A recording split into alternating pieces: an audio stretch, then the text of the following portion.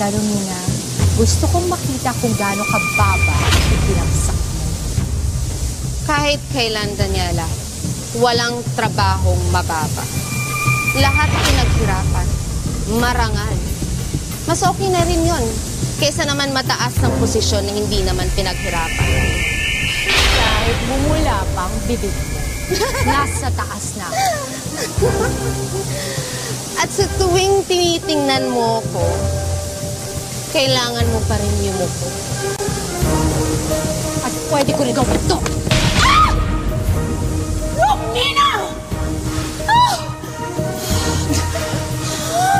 Mukhang nakapag-desisyon na ang mga isda kung sino ang mas malansa sa atin. Kayo tuloy ang magkakasama. You will pay for this! No, Daniela. You will pay for it. Dahil sinayang mo mga isda na dapat nasalada natin.